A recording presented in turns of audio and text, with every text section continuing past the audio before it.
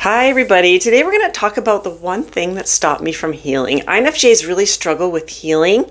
We have a lot of hurt to overcome and we struggle with this. And this is one thing that stopped me from healing so that I could get over those experiences because they would constantly resurface and I would relive them over and over and over again. And it got to be too much, way too much. Because when an INFJ says that we're reliving something, we're reliving that experience, that hurt, we're actually reliving it. We're feeling those feelings like we felt them the very first time we had that experience.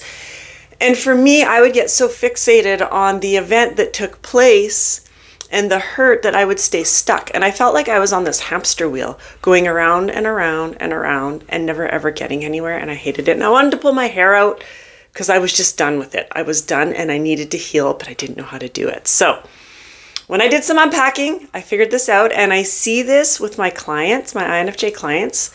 I see this come up with them as well. So I think it'll be a great topic. So if you're new to my channel, welcome. My name's Trina. I'm an INFJ and I'm also autistic. I created this channel with hopes of helping other INFJs and autistic INFJs like myself feel seen, heard, understood, and less alone, because that would have made a huge difference for me years ago. So welcome to my channel. I'm glad you found it. If you're returning, I'm glad you came back. I'm grateful for all my viewers. I also invite you to subscribe to my channel and like this video. I would appreciate your support on my channel so that it keeps going.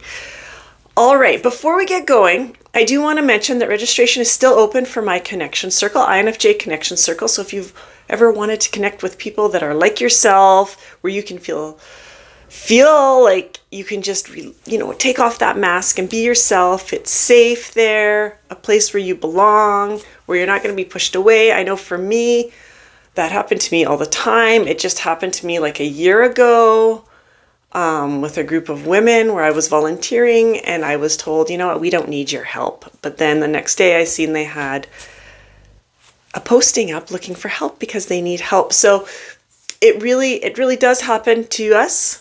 Because we are unique, we're amazing people. People just don't see that. Anyway, I created this safe space so that we could connect with each other and relate and have fun. Just get to know each other because that makes a huge difference. Huge difference. So anyway, if you want to learn more about this, I put the link in the description of this video and you can find out more all about it. Okay, enough about that. Let's unpack this about hurt. This is a great topic. I like really talking about hurt and trauma.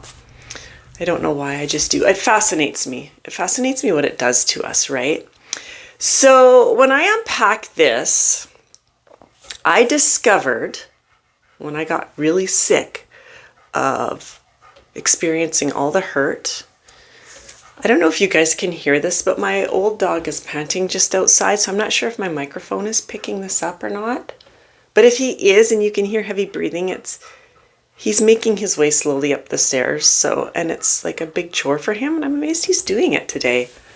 He climbed the stairs twice the other day, and he had a really bad day yesterday.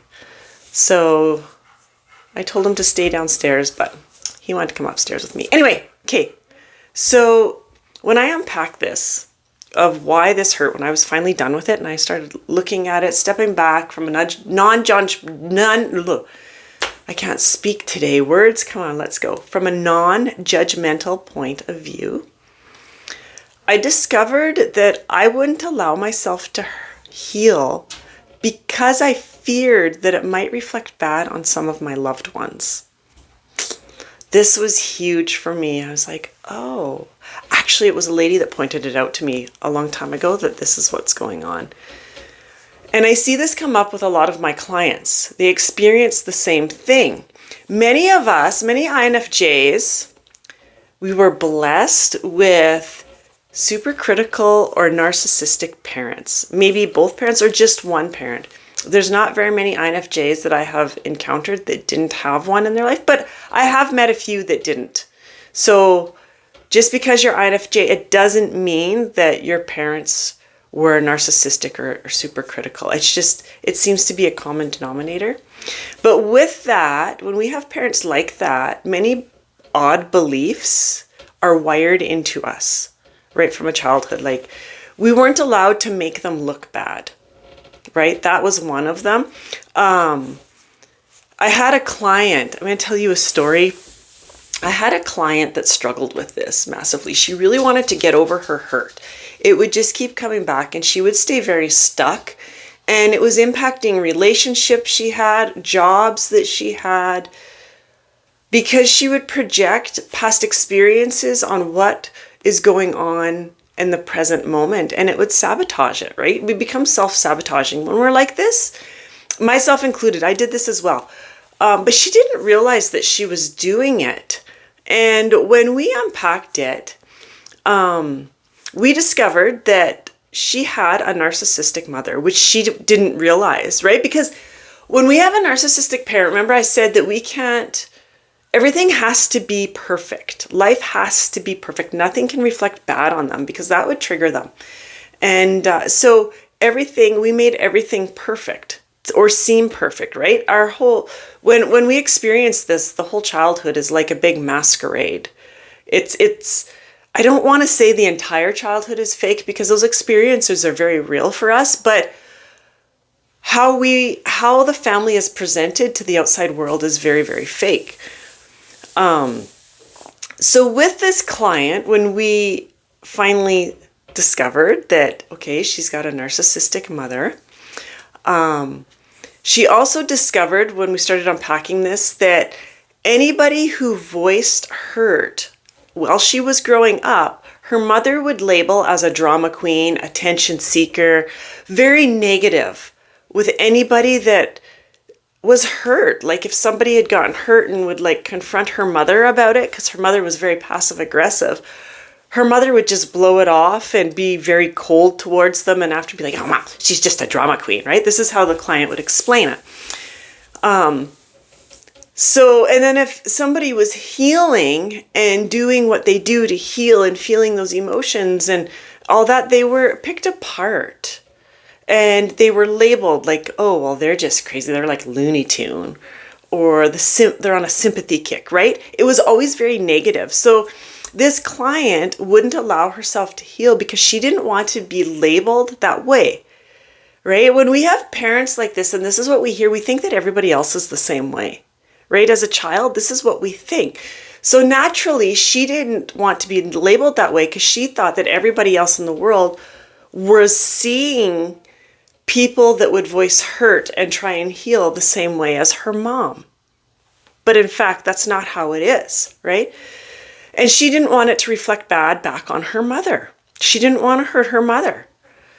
INFJs also, aside from having narcissistic parents and not being able to have anything reflect bad back on them, we also like to keep harmony. So yes, we may have the super critical, manipulative parent, but we also want to please them. We don't want to hurt them, even though lots of times they've caused us lots of hurt. We don't want to hurt them. We do not like hurting people, whether they're bad people or not. We don't like it until they push us to do the door slam, but that's a thought for another day. Healing is a process, so we need to remember that healing is a process. I did a video recently on this. I will put the link in the description of this video as well for that other video talking about healing and the layers of healing and a different way to think about it to help with healing.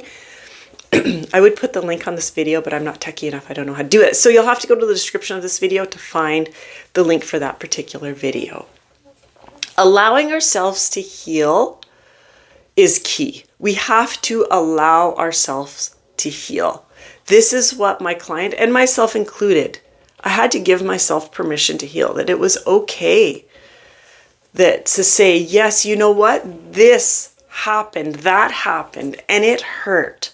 This is how I felt when this situation happened. And then allowing ourselves to really feel those emotions. The thing is, when we're in situations like my client with her narcissistic mom, she wasn't ever allowed to feel those emotions. They were bad. I was raised similar. I was raised where emotions, unless they were happy and joyful, we weren't allowed to feel them, right? It was famous to be told, oh, I'll give you something to cry about. Well, obviously I have something to cry about because I'm crying, right? But it was bad. So like for me, we didn't cry. So things would hurt us and we needed to cry. We need to cry to let those things out. I mean, that's why we have that emotion. That's why our body will react that way, because that's how we let that emotion out so that we can get past it, right? But back then when I was younger, and for lots of you, it's probably the same if you're around my age, society just didn't understand emotions. So I think sometimes parents do the best that they can do. Society just didn't understand emotions, and lots of times it was seen as a weakness. Well, it's not. We need to actually feel those emotions, let them come out. You don't have to do it in public. You can go out to your own spot and do it, so that they will pass. Once we feel them and allow them, then the healing can really start, and it will pass, and we won't be stuck on that hamster wheel going over and over and over again, right? Part of healing, like I said, is in layers, but a part of it is not bashing the people that have hurt us. That is not going to get us to healing. And that was another fear that I had, is that if I allowed myself to heal, I'm going to be bashing people that have hurt me. And I'm a firm believer that I think that sometimes when people hurt us, it comes from a point of misunderstanding. They didn't mean to hurt us. Some of them did. But I don't think that all of them did. Not everyone is mean. We're just all different. And I know, being an INFJ and autistic, I'm very different. I can say that I'm very different from other people, so I can admit that people are different. So there are personality types out there that they have no idea. They are not sensitive to things that we are sensitive to, right? So like words and stuff, it doesn't faze them. It doesn't hurt them. So they have no idea their choice of words or actions hurt, because it wouldn't hurt them. So they just assume everybody else is the same way, right? But it's not true. That's not how it is. So when it comes to healing, bashing others isn't part of it. And that was a worry that I had, was if I was to allow myself to heal, then I've got to bash these loved ones who I really don't think they were doing it out of spite. They had no clue. They were oblivious to those words that they used, or their actions, or whatever it was. They had no clue that how bad that they were hurting, because I don't believe that if they would have known, they wouldn't have done it. Right? That's what I truly believe.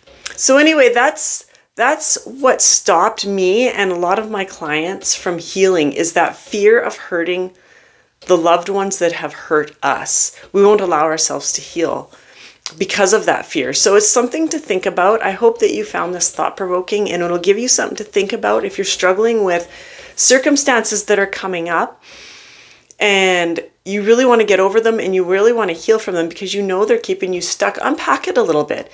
Is this what's coming up? Is it a fear that you're going to hurt somebody if you allow yourself to heal? Because that's not part of it. I mean, healing is done something that we do inside. We allow ourselves to feel it. Again, it comes in layers. It doesn't mean that you have to go and confront that person.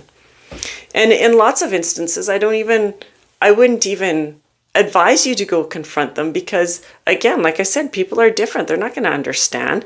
Chances are they probably don't even remember doing it. Right? So, I mean, this is something that we do on our own. It's part of who we are. We can't control other people's actions. So we have to let that go. But what we can control is our actions towards that situation. So we can heal from it. So just keep that in mind. Is it a fear of hurting our loved ones that have hurt us that's really stopping us from healing? I hope this was helpful. I hope it gave you something to think about. And again, I invite you to subscribe to my channel and like this video. Feel free to share it. The more times it's shared, the more INFJs we get to help. And that's really what it's all about. Thank you so much for joining me, and I will see you soon with another video. Bye for now.